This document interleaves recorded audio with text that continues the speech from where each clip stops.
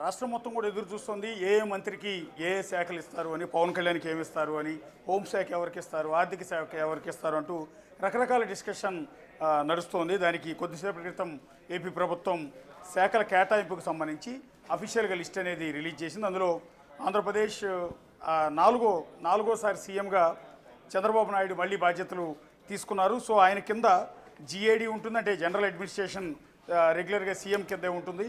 Law and order కూడా సీఎంకు ఉండే ఆనవాయితీ 2004 రాజశేఖర రెడ్డి సీఎం అయిన దగ్గర నుంచి ఉంది. బేసిక్గా home and law and order రెండూ కలిపి హోమ్ మినిస్టర్ దగ్గర గతంలో ఉండేవి. కానీ ఆ తర్వాత అంటే 2004 తర్వాత రాజశేఖర రెడ్డి దాన్ని డివిజన్ చేసి హోమ్ మినిస్టర్ని ఒకరికి, లా అండ్ ఆర్డర్ని మాత్రం ఆనవాయితీగా సీఎం దగ్గరే పెట్టుకుంటారు.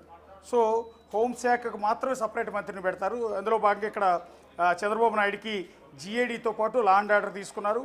అలాగే public enterprises and all other portfolios not allocated to ministers, అంటే ఏ మంత్రులకైతే శాఖలు కేటాయించకుండా ఖాళీగా ఉంటాయో ఆ శాఖలన్నిటికీ కూడా ముఖ్యమంత్రి మంత్రిగా వ్యవహరిస్తారు అనేది అక్కడ క్లియర్గా మెన్షన్ చేశారు. రెండోది, అందరూ ఎక్స్పెక్ట్ చేసింది, జనసేన పార్టీ నేతలు ఎక్కువగా కోరుకున్నది పవన్ కళ్యాణ్ని డిప్యూటీ సీఎంగా చూడాలని. ఇందులో భాగంగా ఇక్కడ డిప్యూటీ సీఎంగా పవన్ కళ్యాణ్ ఉండబోతున్నారు. సో ఆల్రెడీ ఇప్పటికే ప్రమాణం కూడా చేశారు.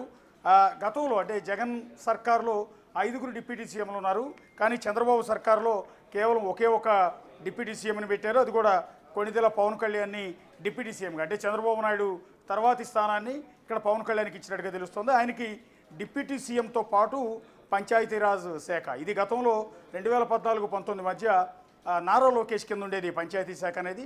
అట్లాగే rural development and rural water supply, గ్రామీణాభివృద్ధి, గ్రామీణ నీటిపారుదల, ఈ 2 శాఖలు కూడా ఆయనకే ఇచ్చారు. అట్లాగే environment, forest, science and technology, చాలా కీలకమైన శాఖలన్నింటినీ కూడా పవన్ కళ్యాణ్కి అంటే డిప్యూటీ సీఎంకి కేటాయించడం జరిగింది. ఇందులో కీలకమైంది పంచాయతీ రాజ్. రాష్ట్రం మొత్తం గ్రామీణ ప్రాంతాల మొత్తానికి సంబంధించి ఆయన చేతుల్లోనే ఉండబోతున్నాయి. ఆయా గ్రామాల అభివృద్ధి మొత్తం కూడా పవన్ కళ్యాణ్ చేతిలో ఉండబోతుంది. రూరల్ డెవలప్మెంట్ కూడా ఆయన కిందే ఉంది, రూరల్ వాటర్ సప్లై ఆయన కింద ఉంది, ఎన్విరాన్మెంటల్ అంటే పర్యావరణానికి సంబంధించిన ఆ శాఖను కూడా పవన్ కళ్యాణ్కి ఇచ్చారు. అట్లాగే ఫారెస్ట్ మినిస్ట్రీ అంటే సపరేట్ మంత్రి ఉండేవారు. ఇంతకుముందు కూడా జగన్ సర్కార్లో పెద్దిరెడ్డి రామచంద్రారెడ్డి అటవీ శాఖ మంత్రిగా విధులు నిర్వహించారు. అంతకుముందు కిరణ్ కుమార్ రెడ్డి ఉన్నప్పుడు కూడా ఆయన అటవీ శాఖ మంత్రిగానే బాధ్యతలు చేపట్టే పరిస్థితి ఉంటుంది. సో ఫారెస్ట్కి ఆనవాయితీగా అది ఏ ప్రభుత్వంలో అయినా, ఇటు తెలంగాణ ప్రభుత్వం అయినా ఆంధ్రాలో అయినా ఫారెస్ట్కి సపరేట్ మంత్రి ఉంటారు. కానీ అలా కాదని ఇప్పుడు పంచాయతీరాజ్, రూరల్ డెవలప్మెంట్తో పాటు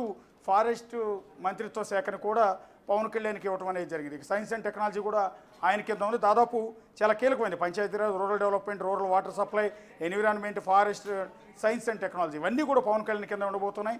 ఇక Nara Lokesh human resources development and IT, electronics, communications, RTG ఇవన్నీ కూడా తీసుకున్నారు. గతంలో నారా లోకేష్ కింద అంటే 2014-2019 మధ్య ఎమ్మెల్సీగా బాధ్యతలు చేపట్టి ఆ తర్వాత ఆయన పంచాయతీరాజ్ శాఖ మంత్రిగాను అండ్ ఐటీ శాఖ మంత్రిగా 2 బాధ్యతలు కూడా నిర్వహించారు. కానీ ఇప్పుడు పంచాయతీరాజ్ని పవన్ కళ్యాణ్కి ఇచ్చి ఐటీ శాఖని అండ్ హ్యూమన్ రిసోర్సెస్ డెవలప్మెంట్ని రెండింటిని కూడా నారా లోకేష్ తన దగ్గర ఉంటున్నారు. ఎందుకంటే గతంలో కూడా ఐటీ శాఖ మంత్రిగా ఆంధ్రప్రదేశ్కి అనేక ఐటీ కంపెనీలు తీసుకొచ్చిన పరిస్థితి ఉంది కాబట్టి, ఐటీ మీద పట్టు ఉంది కాబట్టి, సో అదే నారా లోకేష్కి మరొకసారి ఐటీ శాఖ మంత్రిగానే బాధ్యతలు ఇవ్వడం అనేది జరిగింది. ఇక కింజరాపు అచ్చెన్నాయుడు అగ్రికల్చర్, వ్యవసాయం అత్యంత కీలకమైన పోస్టు. రైతులకు సంబంధించిన ప్రతి అంశం ఆయన దగ్గరే ఉంటుంది.